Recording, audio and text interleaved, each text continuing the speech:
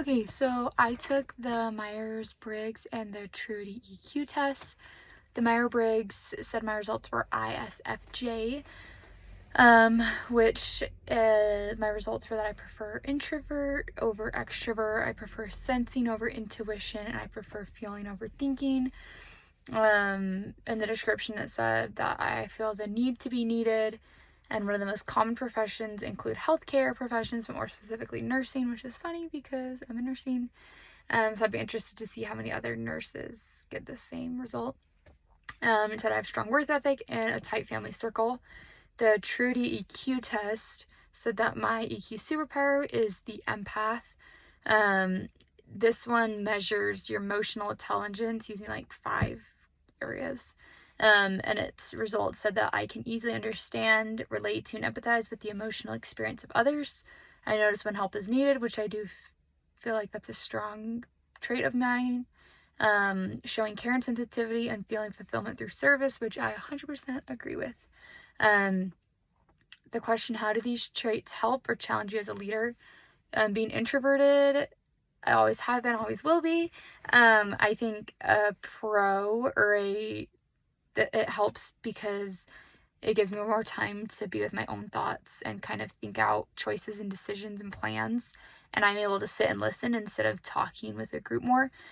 But it does come with its challenges, making it a lot more intimidating to be in front of others, talk in a large group. And I'm not the best at being confrontational.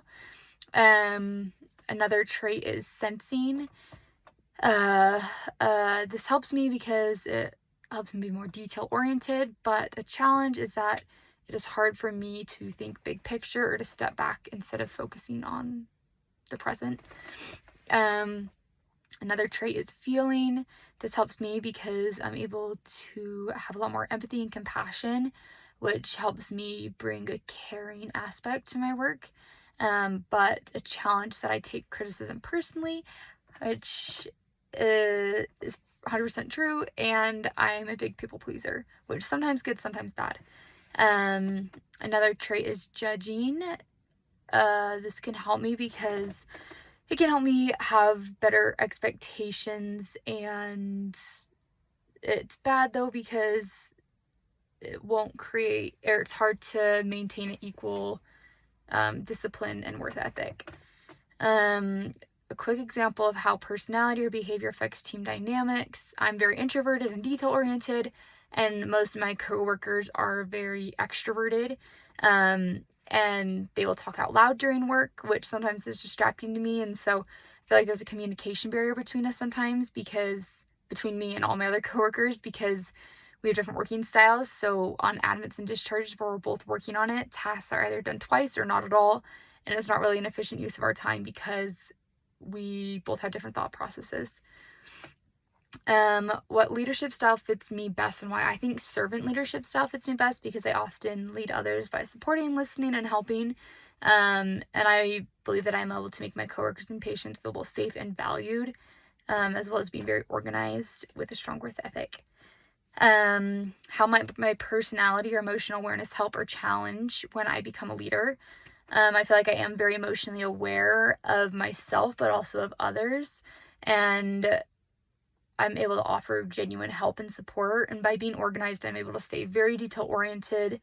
And so I need to improve on setting boundaries so I don't experience burnout. One way that I could use my leadership style to support a colleague, I think that I'm very personable, and because I'm introverted, I like one-on-one time with people.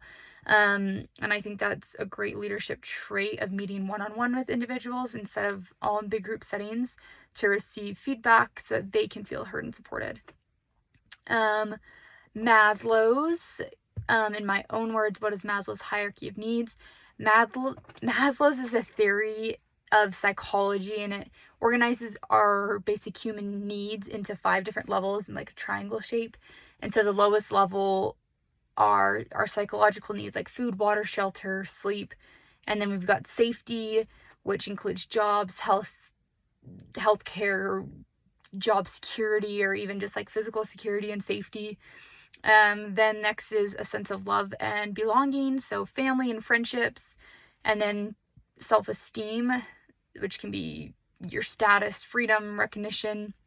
And then finally at the top is self-actualization, which is being the best versions of ourselves. And the needs that are lower in the pyramid need to be met before higher levels can be met. What does emotional competence mean to me? Emotional competence to me is being aware of my own emotions and controlling how I'm expressing them, but also being aware of others' emotions. Share an example. One example was one of our team members was continually missing staff meetings. And staff meetings are able to help us stay up to date on goals that we have as a team. Come to find out they did not have a reliable babysitter for their kids, so we were able to then transition to virtual staff meetings, which was able to better meet the needs of many of our other staff members, not just this one individual. By understanding the needs and emotions of other team members, it can help to create a unified team. If others are able to share their needs and emotions, and they are feeling supported, validated, and heard, which encourages collaboration and motivation. Finally, I found an article titled Leveraging Maslow's Hierarchy of Needs to Build Nursing More Inclusive Future. And one takeaway that I valued was how they emphasized that leaders who are intentionally and purposefully meeting staff's basic and psychological needs are way more likely to gain trust, receive feedback and engagement, and have a more supportive team. This connects to what we've been learning about leadership because it emphasizes that good leaders require more than just completing job duties, and by meeting fundamental needs, that is going to gain the trust of the team members, encourage growth both professionally and individually, which will in turn make for better leaders.